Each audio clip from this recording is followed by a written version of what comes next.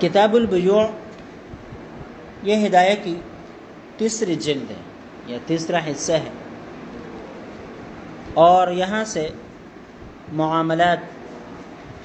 مالی معاملات کے حوالے سے مسائل کا آغاز کر رہے ہیں۔ اس سے پہلے جو جلدیں تھی کتاب النکاح وہ بھی معاشرتی ہیں، یہ بھی معاشرتی ہیں، لیکن وہ سماج سے متعلق ہے، خاندان سے متعلق ہے، عائلی قوانین سے متعلق ہے، اور یہ مالی قوانین سے متعلق ہے، مالی قوانین سے متعلق ہے۔ اس سے اشارہ ہے اس بات کی طرف کہ دین اسلام وہ کوئی منجمد صرف عبادات کا مجموعہ نہیں ہے، بلکہ دین اسلام مکمل ضابطۂ حیات ہے، عبادات سے لے کر معاملات تک، سیاست، قیادت، عدالت، بین الاقوامی تعلقات، کچھ بھی ہو، یہ سارے کے ساری شریعت کی تعلیمات کا حصہ ہے، اور شریعت اس کے بارے میں مکمل رہنمائی کرتی ہے۔ اب ایک مسلمان کے لیے یہ لازمی ہے کہ ادخلوا فی السلم کافہ، اسلام میں مکمل طور پر داخل ہو جانا چاہیے۔ اس کا مطلب یہ ہے کہ اسلام کے مکمل تعلیمات کا اعتراف، اس کے اوپر یقین، اس پر ایمان لانا لازم ہے۔ اگر کوئی شخص صرف اسلام کی عبادات کو مانتا ہے، معاملات کو نہیں مانتا، تو اس کے ایمان کامل نہیں ہے۔ اس لیے یہ چیزیں ہمیں ممبر پر بیان بھی کرنی چاہیے اور لوگوں کو اس بات کی دعوت دینی چاہیے۔ بہت سارے صوم و صلات کے پابند، حج و عمرہ کرنے والے، بڑے بظاہر متقی و پرہیزگار، اور چلہ لگانے والے اور سال بھر کی گشتوں میں گھومنے پھرنے والے لوگ ہیں، لیکن وہ اسلام کی اس معاشی نظام کو قبول کرنے کے لیے تیار نہیں ہے، عدالتی نظام کو قبول کرنے کے لیے تیار نہیں ہے، سیاسی نظام کو قبول کرنے کے لیے تیار نہیں، کہتے اسلام کا سیاست سے کیا تعلق ہے؟ تو ایسا نمازی، ایسا پرہیزگار، ایسا جو ہے عبادت گزار، اس کا عقیدہ ہی درست نہیں ہے، تو پھر اس کے چلے، اس کی یہ سروزی اور اس کی یہ کیا ہے سال بھر کی گشتیں، یہ سارے کے سارے رائیگاہوں فضول چلے جائیں۔ ایک ہے عمل نہ کرنا، ایک ہے بالکل ماننا ہی نہیں۔ ایک شخص ہے ٹھیک ہے، وہ کہتا ہے یار سب کچھ مانتا ہوں لیکن میں وہ کر نہیں سکتا، تو وہ الگ مسئلہ ہے۔ لیکن دوسرا وہ ہے کہ وہ کہتا ہے بھئی اسلام کا سیاست سے کیا تعلق ہے، معاشرت سے کیا تعلق ہے، تجارت سے کیا تعلق ہے، اسلام تو صرف عبادات کا نام ہے، نماز ہم پڑھتے ہیں، نماز ہم پڑھتے ہیں۔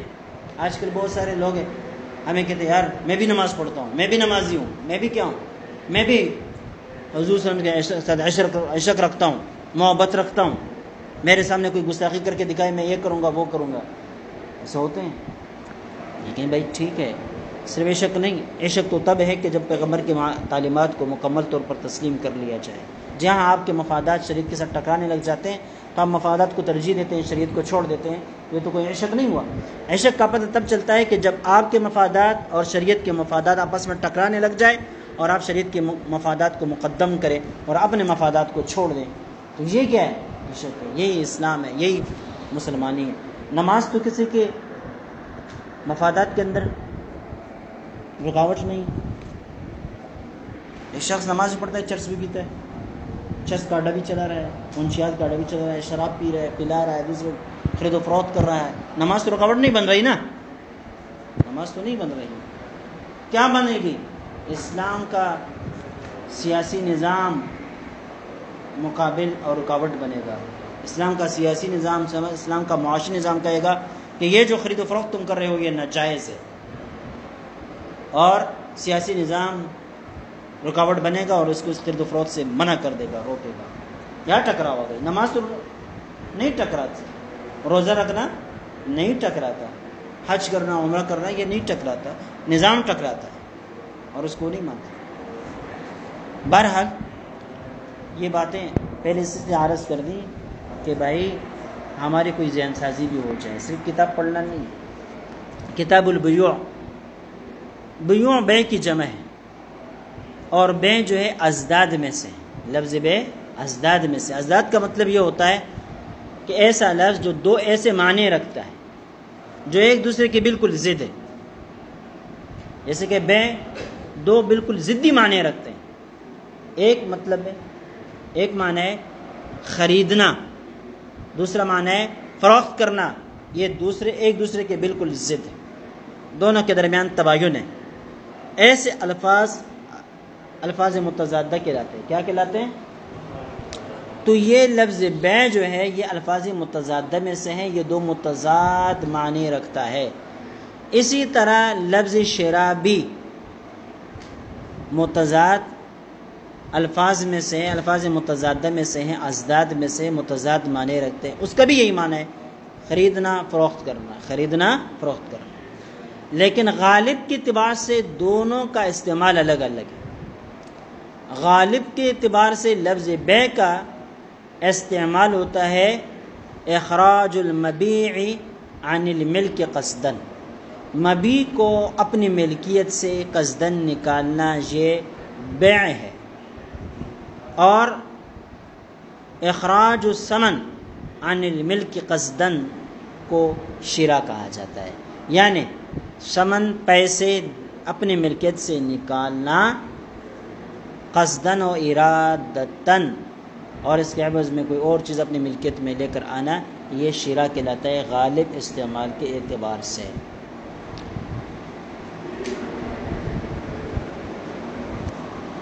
یہ اس کا لغوی مفہوم، لغوی معنی کے اعتبار سے مبادلۃ شیء بشیء، کسی بھی چیز کا آپس میں تبادلہ ہو، وہ شے چاہے معنوی ہو چاہے عینی ہو، مادی ہو، بس شے کا تبادلہ شے کے ساتھ، اس پر بیع کا اطلاق ہوتا ہے، اس پر بیع کا اطلاق ہوتا ہے۔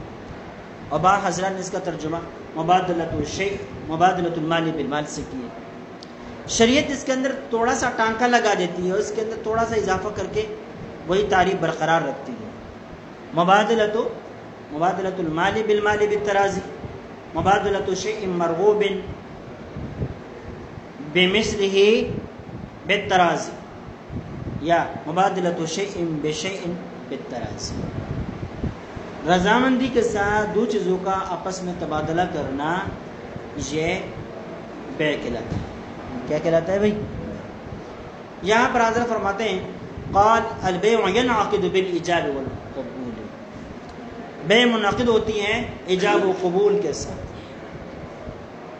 معنی نہیں بتلایا لیکن اس کے اراکین بتا رہا ہے، کیونکہ معنی خود متعین کیے جاتے ہیں، یہ متون ہے، متون کے اندر معنی ذکر نہیں کیے جاتے۔ البیع ینعقد بالایجاب والقبول، بیع منعقد ہوتی ہے ایجاب و قبول کے ساتھ۔ ایجاب اور وہ پہلا لفظ جو متعاقدین میں سے کوئی بھی پہلے ادا کرے، مثال کے طور پر بائیاں کہے کہ یہ چیز میں آپ پر بیچتا ہوں تو یہ ایجاب ہے، مشتری پہلے کہہ دے کہ یہ چیز میں آپ سے خریدتا ہوں تو یہ ایجاب ہے، اور اس کے جواب میں جو دوسرا قول ہے وہ قبول، وہ چاہے بائیاں کہے چاہے مشتری کہے۔ اذا کان بلفظ الماضی، جب یہ ایجاب و قبول ماضی کے الفاظ کے ساتھ، یعنی صیغہ دونوں ماضی کا ہو۔ اس کی وجہ یہ ہے کہ دیکھیں ایک چیز کا ایک شخص کی ملکیت سے نکل کر کے دوسرے کی ملکیت میں چلا جانا، یہ یقینیت کو چاہتے ہیں، کیونکہ ایک چیز جب میری ملکیت میں ہو تو متعین ہے، اب میری ملکیت سے نکل کر کے آپ کی ملکیت میں جا رہی ہے تو میری ملکیت میں اس کا یقینی ہونا تو لازم ہے، میری ملکیت ساری دنیا جانتی ہے کہ میری ہے، اب میری ملکیت سے نکل کر کے آپ کی ملکیت میں جائے گی تو وہاں پر بھی یقین پیدا کرنے کے لیے کوئی نہ کوئی ایسی چیز ہونی چاہیے جو وہاں پر بھی یقین والا معنی پیدا کرے، تو اس کے لیے الفاظ کی دنیا میں ماضی کا صیغہ ہے، الفاظ کی دنیا میں ماضی کا صیغہ ہے، اس لیے عقود کے اندر ماضی کے صیغے یہ مقرر کر دی گئے کہ ماضی کے صیغے استعمال کیا جائے عقدوں کے لیے۔ بے لفظ الماضی، یہ جو اختصاص ہے یہ عربی زبان کا ہے، کیونکہ عربی زبان میں دو صیغے ہیں، ایک ماضی کا ایک مضارع کا ہے، اس کے علاوہ نہیں ہے۔ امر بھی مضارع میں شمار ہوتا ہے کیونکہ استقبال سے اس کا تعلق ہوتا ہے، اس لیے عربی میں ایجاب و قبول ماضی کے ساتھ مختص، لیکن وہ زبانیں جن کے اندر فعل ایک نہیں دو نہیں تین ہے، فعل ماضی، فعل حال، فعل استقبال یا فعل مستقبل، جیسے کہ اردو ہے تو اب ان جیسی زبانوں میں ماضی کے صیغوں کے ساتھ بھی بے منعقد ہوگی اور حال کے صیغوں کے ساتھ بھی بے منعقد ہوگی۔ عربی کے وہ مضارع کے صیغے جو حال کے معنی کے لیے متعین ہو یا کوئی ایسی صریح دلیل پائی جائے، کوئی قرائن پائے جائیں یا متعاقدین باقاعدہ وضاحت کر دے، تصریح کر دے کہ ہمارا حال والا معنی ہی مراد اس سے، تو پھر عربی میں بھی مضارع کے صیغوں کے ساتھ بے منعقد ہوگی۔ یہ اس دور کے جدید مسائل ہے، اس کو سمجھنے کی ضرورت ہے۔ انگریزی میں، اردو میں، فارسی میں، ہمارے پشتو میں ماضی کے لیے الگ ہے، حال کے لیے الگ ہے، اور استقبال کے لیے الگ الگ الفاظ وضع ہیں۔ لہذا ان زبانوں میں حال کے صیغوں کے ساتھ بھی بے منعقد ہوگی، ماضی کا ہونا کوئی لازمی نہیں۔ مثل ان یقول احدہما بعت والآخر اشتریت، مثال کے طور پر کوئی ایک شخص کہے کہ میں نے یہ بیچا، والآخر اشتریت، میں نے یہ، دوسرا کہے کہ میں نے یہ خریدا، تو بے منعقد ہو گئی۔ لأن البيع انشاء تصرف والانشاء يعرف بالشرع، اس لیے کہ بیع جو ہے انشاء تصرف ہے، یعنی تصرف کو پیدا کرنا ہے، تصرف کو وجود دینا ہے، تصرف کو وجود میں لانا ہے۔ والانشاء يعرف بالشرع، اور انشاء یہ شریعت ہی کے ذریعے سے معلوم کیا جا سکتا ہے کہ یہ انشاء ہے، نہیں معتبر ہے یا غیر معتبر ہے، اس کا فیصلہ شریعت کرے گی۔ والموضوع للاخبار قد استعمل فيه فينعقد به، جو لفظ خبر دینے کے لیے وضع ہے، قد استعمل فيه، کبھی کبھی انشاء کے معنی میں استعمال ہوتا ہے شرعاً، فینعقد به، لہذا اس اخبار والے الفاظ سے شرعاً بے منعقد ہوگی۔ یعنی اپنے اصل کے اعتبار سے آپ دیکھیں گے تو ماضی کے صیغے اس بات کے لیے مقرر ہے کہ آپ کو کوئی خبر دے دے، آپ کو کوئی، شربت کا مطلب یہ ہے میں نے چائے پی لی یا میں نے پانی پی لیا، یہ خبر دے رہا ہوں آپ کو، اصل یہ ہے۔ بیعتو کا مطلب یہ میں نے بیچ دیا، اشتریتو کا مطلب یہ خبر ہے کہ میں نے خرید لیا۔ لیکن شرعاً یہ اس قسم کے الفاظ یہ انشائی تصرف کے لیے استعمال ہوتا ہے، اور چونکہ ہم نے فیصلہ شریعت کے مطابق کرنا ہے اس لیے ہم کہتے ہیں کہ یہ ماضی کے صیغے انشائی تصرف کے لیے استعمال ہوں گے شرعاً۔ تو بیعت و اشتری تو یہ خبر نہیں ہوگا بلکہ یہ انشائی تصرف ہوگا۔ جملہ انشائی کی قسموں میں سے ہے کہ نہیں؟ جملہ انشائی کی قسموں میں سے عقود ہے، کیا ہے؟ عقود ہے، اور اس کی مثال کیا پیش کر رہے ہیں؟ بیعت و اشتری تو ماضی کے صیغے لیکن خبر کے لیے نہیں، شرعاً انشائی تصرف کے لیے، اور جب انشائی تصرف کے لیے تو انشاء جملہ انشائیہ کی قسم ہے، اس وجہ سے اس کو جملہ انشائیہ کے اقسام میں سے قرار دیتے ہیں۔ پچھلے سال آپ نے نکاح میں اس کی بات پڑھی، وَلَا يَنْعَقِدُ بِلَفْظَيْنِ أَحَدُهُمَا لَفْظُ الْمُسْتَقْبَلِ بِخِلَافِ النِّکاح، یہ بے ایسے دو لفظوں کے ساتھ منعقد نہیں ہوتی جو دو لفظوں میں سے ایک مستقبل سے تعلق رکھتا ہو، بخلاف النکاح، نکاح کے برخلاف۔ نکاح میں اگر ایک لفظ ماضی کا ہے اور ایک لفظ مستقبل کا ہے، یا مضارع کا صیغہ یا امر کا صیغہ ہے، تو ایسی صورت میں وہ کہتے تھے کہ نکاح منعقد ہو جائے گا، لیکن یہاں کہہ رہے کہ بے منعقد نہیں ہوگی، بے منعقد نہیں ہوگی۔ وقد مر الفرق هناك، کہتے ہیں وہیں پر یہ فرق ہم نے ذکر کر دیا ہے۔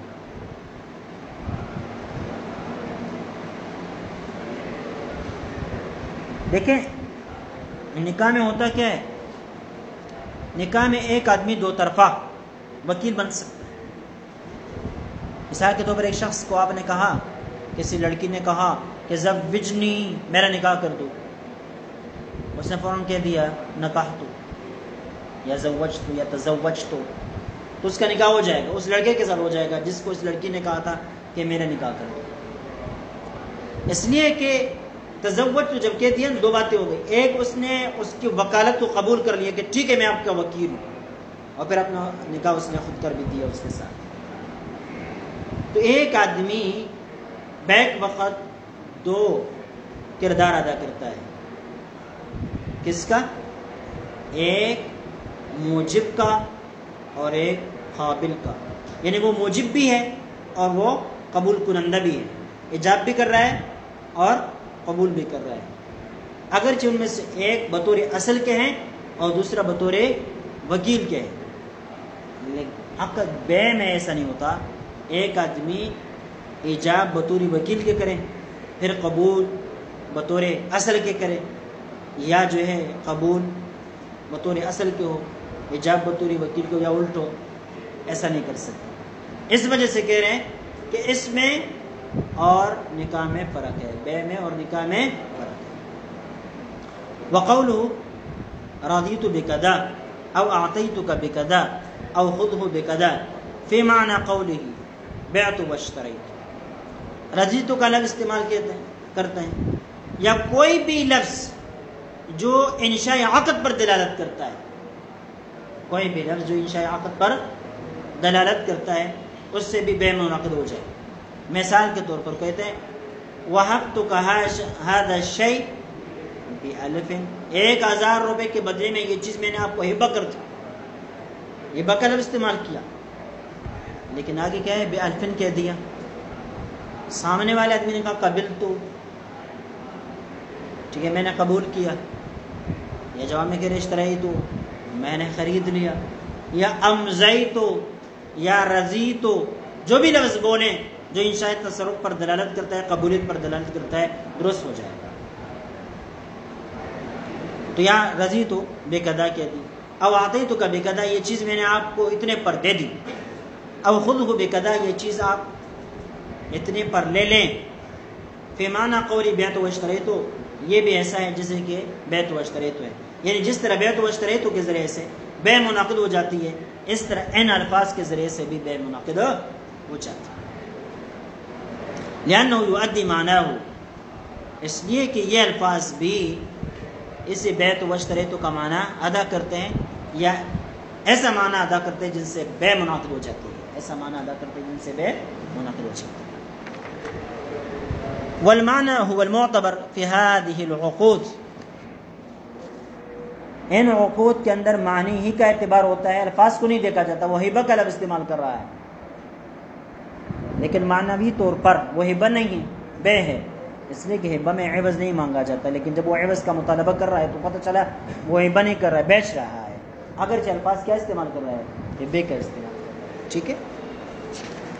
وَلِهَذَا يَنْعَقِدُ بِالتَّعَاطِي فِي النَّفِيسِ وَالْخَسِيسِ وَالصَّحِيحِ لِتَحَقُّقِ الْمُرَاضَاتِ، ایجاب و قبول بتایا تھا نا، ایجاب و قبول ہونا چاہیے، تو ایجاب و قبول کبھی کبھی قولاً ہوتے ہیں، کبھی کبھی فعلاً ہوتے ہیں، کبھی کبھی قولاً ہوتے ہیں، کبھی کبھی فعلاً ہوتے ہیں۔ قولاً کا مطلب یہ ہے کہ باقاعدہ الفاظ میں کہہ دے بے تو دوسرا کہے اشترائی تو ٹھیک ہے، اور فعلاً کا مطلب یہ ہے کہ ایک چیز کی قیمتیں پہلے سے متعین ہے، بائع کو بھی پتہ، مشتری کو بھی پتہ، مشتری نے پیسے رکھ دیے، چیز اٹھا لی اور چل پڑا، سمجھ گئے؟ یا مشتری نے کہا پیسے لو، بھائی وہاں پر 10 روپے فرض کر لو دے دی، وہاں صرف ایک ہی چیز 10 روپے والی قیمت والی ہے، کوئی اور نہیں، کوئی اور، یا دکاندار ایسا ہے جو صرف ایک چیز بیچتا ہے، کوئی اور چیز بیچتا ہی نہیں ہے، لہٰذا جو بھی اس کو 10 روپے دے گا وہ وہی چیز دے گا نا جو اس کی دکان میں ہے، اس نے بھی عملی طور پر وہ چیز دے دی، کوئی ایجاب و قبول نہیں ہوا، کسی چیز کا نام نہیں لیا گیا، کچھ بھی نہیں ہوا، تو اس کو کہتے طاعت، کیا؟ یہ باب تفاعل کا مصدر ہے، تعاطیٌ تھا پھر تعاطی بن گیا، لینا دینا، باب تفاعل کے اندر کیا ہوتا ہے؟ اشتراک من الجانبین ہوتا ہے، ٹھیک ہے، یعنی دونوں کے اندر فاعلیت کے معنی پائے جا رہے ہوتے ہیں، تو یہاں پر بھی ایسا ہے، تعاطی لینا دینا، ہر ایک دینے والا ہر ایک لینے والا، لیکن اس میں اقوال نہیں ہوتا، اس میں قول نہیں ہوتا، اس میں صرف فعل ہوتا ہے، اس وجہ سے کہتے ہیں وَيَنْعَقِدُ بِالتَّعَاطِي، یعنی بے لینے دینے کی صورت میں بلا ایجاب و قبول کے بھی لفظاً منعقد ہو جاتی ہے۔ فی النفیس والخسیس، نفیس عمدہ چیزیں جن کی قیمتیں زیادہ ہو، بعض حضرات کہتے ہیں کہ 1 درہم سے زیادہ قیمت ہو، بعض حضرات کہتے ہیں 10 درہم سے زیادہ قیمت ہو، والخسیس خسیس جو ادنا سی چیز ہے جس کو معمولی سمجھا جاتا ہے، جس کی زیادہ قیمت نہیں ہے، 3 درہم سے کم قیمت ہے، 1 درہم سے کم قیمت یا 10 درہم سے کم قیمت ہے، اس کو خسیس کہتے ہیں۔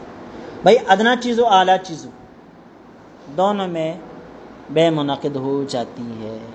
ٹریکٹر کی دکان ہے اور ٹریکٹر کے اوپر قیمتیں لکھی ہوئی کہ ایک ٹریکٹر 6 لاکھ روپے کا، ایک آدمی نے کیا کر دیا 6 لاکھ روپے شو روم والے کے ڈیسک کے اوپر رکھ دیا اور ٹریکٹر جا کے اسٹارٹ کر کے چل پڑا، تو یہ نفیس ہے یا خسیس ہے؟ نفیس ہے، تب بھی بے درست ہے، تب بھی بے درست ہے وغیرہ وغیرہ۔ وہ صحیح، یہی قول صحیح ہے۔ اس سے اشارہ ہے اس بات کی طرف کہ یا کوئی دوسرا قول بھی ہے جو غیر صحیح۔ تو دوسرا قول ہے وہ یہ کہ آپ نے شرح وقائع کے اندر پڑھا کہ صرف خسیس چیزوں میں بے بالتعاطی تو درست ہے، لیکن نفیس چیزوں میں بے بالتعاطی درست نہیں ہے۔ یہ بتا رہے کہ دونوں میں درست ہے، نفیس میں بھی درست ہے اور خسیس میں بھی درست ہے۔ کیوں؟ لتحقق المرادات، اصل مقصد ایجاب و قبول سے رضامندی کو ظاہر کرنا ہے، رضامندی کو چاہنا ہے، اس کا تحقق ہونا چاہیے۔ تو وہ تحقق اس فعلی طور پر پائے جانے والے عقد کے اندر، بے کے اندر بھی پائی جاتی ہے، اس لیے تعاطن بھی بے درست ہے۔ قال وَإِذَا أَوْجَبَ أَحَدُ الْمُتَعَاقِدَيْنِ الْبَيْعَ فَالْآخَرُ بِالْخِيَارِ إِنْ شَاءَ قَبِلَ فِي الْمَجْلِسِ وَإِنْ شَاءَ رَدَّ۔ یہ قدوری کی عبارتیں آپ کو پتہ۔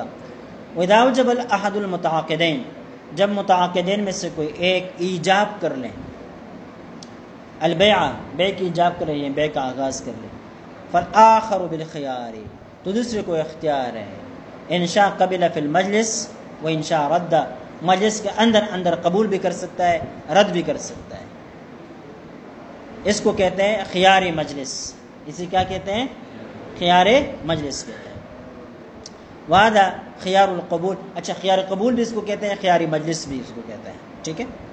لأنه لو لم يثبت له الخيار يلزم حكم العقد من غیر رضاه، اس لیے کہ اگر اس کو اختیار نہ دیا جائے تو یلزمه حکم العقد، تو اس کے اوپر عقد کا حکم لاگو ہو جائے گا، من غیر رضاه، اس کی رضامندی کے بغیر۔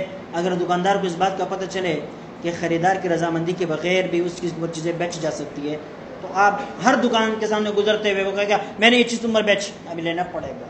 اب بات آئیے سمجھ میں، تو بھائی سامنے والے آدمی کی رضامندی لازمی ہے، اس کو کہتے ہیں خیر قبول، قبول کرتا ہے تو ٹھیک ہے، ورنہ نہیں۔ وَإِذَا لَمْ يُفِدْ الْحُكْمَ بِدُونِ قبول الْآخَرِ فَلِلْمُوجِبِ أَنْ يَرْجِعَ لِخُلُوِّهِ عَنْ إِبْطَالِ حَقِّ الْغَيْرِ۔ وَإِذَا لَمْ يُفِدْ الْحُكْمَ، جب ایجاب، یک طرفہ ایجاب، یہ کسی کو حکم کا فائدہ نہیں دیتا، بدون قبول آخر، دوسرے کے قبول کیے بغیر، جب تک سامنے والا آدمی قبول نہیں کرے گا تب تک آپ کا یہ کہنا کہ یہ میں نے آپ پر بیچ دی ہے، بیچ دی، اس سے کوئی بے منعقد نہیں ہوتی۔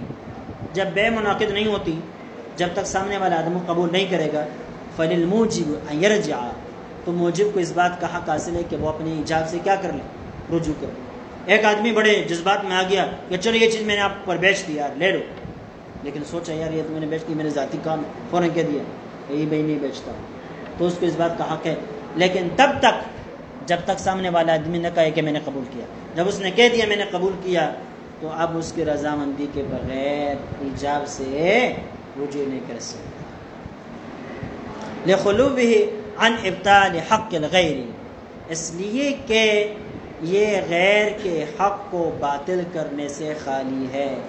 یعنی جب تک قبول کرنے والا قبول نہ کرے، آپ نے صرف ایجاب کیا، تو ایجاب کرنے کی وجہ سے سامنے والے آدمی کا کوئی حق متعلق نہیں ہوا مبیعی کے ساتھ، اس سے پہلے آپ نے کیا کر دیا، رجوع کر لیا، تو ہو جائے گا۔ اس لیے کہ یہاں آپ نے کسی کا حق نہیں مارا، آپ نے کسی کا حق نہیں مارا، لیکن جب سامنے والے نے قبول کر لیا، اب تم واپس کرتے ہو، تم رجوع کرتے ہو، تو قبول نہیں۔ کیوں؟ اس لیے کہ اب سامنے والے کا حق اس کے ساتھ متعلق ہو چکا ہے، اب سامنے والا چھوڑے گا تو آپ واپس لے سکو گے، ورنہ نہیں لے سکو گے۔ اس وجہ سے منہ سے جو باتیں نکلتی ہیں بڑا اثر رکھتی ہے، ٹھیک ہے۔ آپ کہیں گے کہ میں نے گپ شپ میں یہ بے ایجاب کیا، گپ شپ نہیں چلتا، سامنے والے آدمی کا انتظار ہے، فوراً ہاں کہہ دے تو پھر ہو جائے گا، فوراً ہاں کہہ دے تو ہو جائے گا. اس وجہ سے زبان پر کنٹرول ہونا چاہیے، قابو میں رہنا چاہیے. وَإِنَّمَا يَمْتَدُّ إِلَىٰ آخِرِ الْمَجْلِسِ، وَإِنَّمَا يَمْتَدُّ إِلَىٰ آخِرِ الْمَجْلِسِ. یہ ایجاب جو ہے مجلس کے انتہا تک باقی رہے گا. ایجاب کسی نے کر دیا، مجلس باقی ہے. ایجاب کرنے والے نے رجوع بھی نہیں کیا، قبول کرنے والے نے اب تک قبول بھی نہیں کیا، مجلس کے اندر بیٹھے ہوئے ہیں، گفتگو کر رہے ہیں، باتیں کر رہے ہیں، بات چل رہی ہے، مساومہ کا معاملہ ہے، تو جب تک مجلس قائم تب تک خیار باقی. لأن المجلس جامع للمتفرقات، اس لیے کہ مجلس بہت ساری چیزوں کو جمع کرنے والا. ایک مجلس کے اندر بیٹھے ہوئے کتنی باتیں ہوتی ہیں، لیکن سب لوگ اس کو ایک مجلس کہتے ہیں. کیا کہتے ہیں؟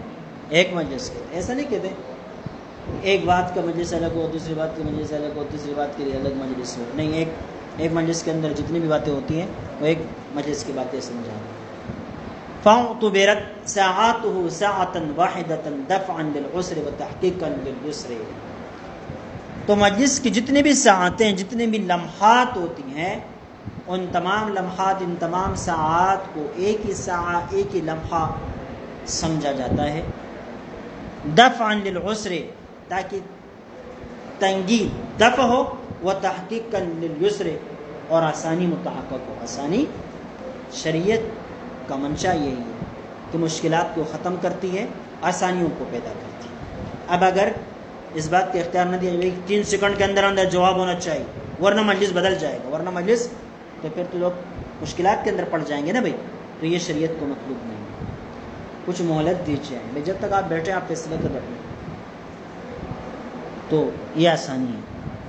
والکتاب کل خطاب، الکتاب و کل خطاب، کتاب خطاب کی طرح ہے.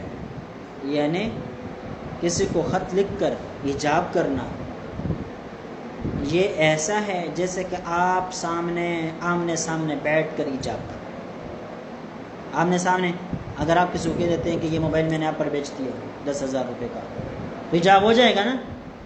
اسی طرح آپ نے کسی کاغذ کو اٹھایا اور لکھا السلام علیکم ورحمۃ اللہ، میرے پاس فلاں قسم کا موبائل ہے، میں یہ موبائل آپ کو 10,000 روپے کے بدلے میں بیچ دیتا ہوں.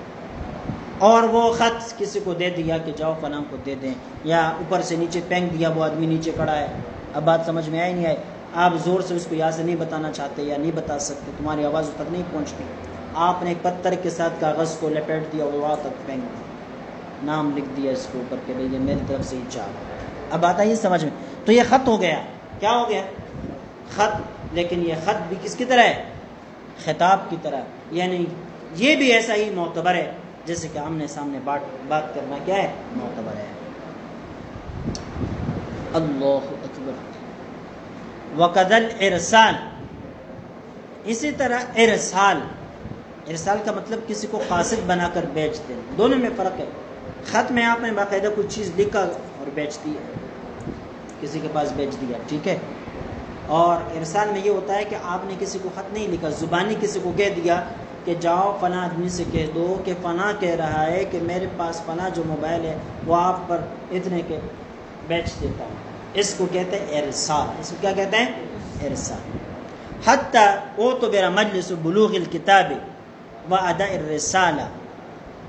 اب اس کے پاس پیغام تو پہنچ گیا، کتاب کی صورت میں یا قاصد کی صورت میں، رسالت کی صورت میں.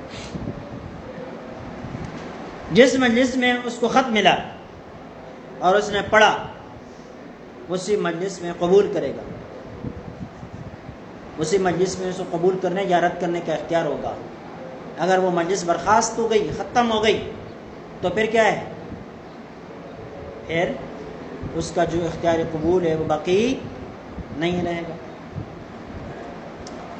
لیکن یہ مسئلہ جو ہے وہ بہت بڑی دیانت کچھ ہے.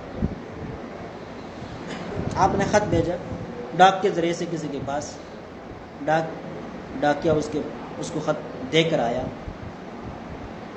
بھائی تمہیں کیا پتا کہ اسی مجلس کے اندر اس نے خط کھولا بھی، دیکھا بھی، قبول کیا ہے، رد کیا؟ پتہ ہے؟ آپ کو تو پتہ تب چلے گا کہ جب اس کی طرف سے آپ کو کوئی پیغام مل جائے. ہم فرض کر لو اس نے اسی مجلس کے اندر رد کر دیا تھا لیکن تمہیں تو کچھ پتہ نہیں. بعد میں جا کے کس سے مشورہ کیا, گھر والوں سے مشورہ کیا, کس سے مشورہ کیا کہ بھائی فلاں نے یہ پیغام دیا ہے, فلاں چیز مجھ پر بیچی ہے, میں خرید لوں, قبول کر لوں یا نہ کر لوں. سر میں نے کہا کہ قبول کر لو, بہت اہم چیز ہے, اچھی چیز ہے, آپ کے لیے کام آ جائے گی. ادھر مجلس کے اندر اس نے رد کر دیا تھا, ادھر جا کے قبول کر لیا, ادھر جا کے. لیکن موجب کو, ایجاب کرنے والے کو, خط بھیجنے والے کو کچھ پتہ نہیں ہے, تو فیصلہ کیسا ہوگا؟ فیصلہ کیسے ہوگا؟ اس وجہ سے جدید علماء حیران فرماتے ہیں کہ بھائی یہ بھی تو ہو سکتا ہے آپ چل رہے ہیں, ڈاک گیا نے فوراً آپ کو خط تما دیا, آپ نے جیب میں ڈالا, پڑھا ہی نہیں اس مجلس کے لیے, تو یا وہ مجلس ایسی ہے جہاں وہ پڑھ نہیں نہیں سکتے ہیں, مسائل ہے, بدلنا پڑے گا یا نہیں پڑے گا؟ اب بات ہے یہ سمجھ میں. یا یہ کہ بہت سارے لوگ وہ جو عادی ہوتے ہیں موبائل کو استعمال کرتے ہیں, موبائل پر بھی میسج آتا رہتے نہیں رہتے. آپ ایسی جگہ میں بیٹھے ہیں کہ آپ کے پاس موبائل سے میسج آ گیا, آپ نے وہ میسج دیکھ بھی لیا, لیکن اب آپ کلاس میں بیٹھے ہیں, میسج تو چپ کے دیکھ لیا لیکن اب اس کا جواب نہیں دے سکتے کہ مجلس استاد اڑ گیا, مجلس بدل گئی, تو قبول تو نہیں ہوا, رد بھی نہیں ہوا, آپ فیصلہ کیسے کریں؟ اب آئی بات سمجھ میں. اس وجہ سے حضرات کہتے ہیں کہ بھائی جس مجلس میں خط پہنچے اس مجلس کا اعتبار نہیں, وقت مقرر کرے. مثال کے طور پر یہ کہا جائے کہ یہ چیز میں آپ پر بیچتا ہوں, آپ 3 دنوں کے اندر اندر مجھے ہاں یا نہ کہے, یا 1 ہفتے کے اندر ہاں یا نہ کہے. اگر اتنی مدت کے اندر آپ کی طرف سے کوئی خبر نہیں آئی تو میں اس کو قبول سمجھوں. اب اس کی طرف سے اگر خبر آ گئی تو ٹھیک, خبر آ گئی تو ٹھیک. اس طرح تصدیق بھی قبول ہونا چاہیے کہ وہ قبول کر لیں اور قبول کو جاری کر دیں, یعنی کہتے کہ بھی ٹھیک ہے مجھے قبول ہے, اور اس قبول کا پتہ موجب کو بھی پتہ چل جائے, موجب کو بھی اس بات کا پتہ چل جائے کہ جس آدمی کو میں نے خط لکھا تھا فلاں چیز کی فروخت کرنے کے لیے, اس آدمی نے قبول بھی کیا ہے, اس آدمی نے قبول بھی کیا ہے. ٹھیک ہے. جدید مسائل میں سے آپ یہ کہہ سکتے ہیں دور میں آپ نے کسی کے ڈاک کے ذریعے سے, میسج کے ذریعے سے, ٹیلیکس کے ذریعے سے, یا جو ہے نا موبائل فون کے ذریعے سے, یا ویسے ٹیلی فون کے ذریعے سے کسی کے ساتھ بے کر دی تو بے منعقد ہو جائے گا. آپ نے کسی کو ملائی کہ بھئی میرے پاس فلاں جو موبائل ہے میں آپ کو بیچ رہا ہوں, اس نے کہا مجھے قبول ہے. ایک پشاور میں بیٹھا ہے اور آپ یہاں بیٹھے ہیں, مجلس دونوں کا ایک نہیں ہے, بدن کے اعتبار سے وہ کہاں ہیں, لیکن ہماری مجلس سے مراد مجلس اقوال ہے. ٹھیک ہے, اقوال کے اعتبار سے ہماری مجلس ایک ہے, لہذا جب تک کال چلتی رہے تب تک مجلس ایک ہے, تب تک مجلس ایک ہے. جب کال کٹ گئی تو مجلس بدل گئی, اب اس نے قبول کر لیا تو ٹھیک ہے, ورنہ کیا ہے.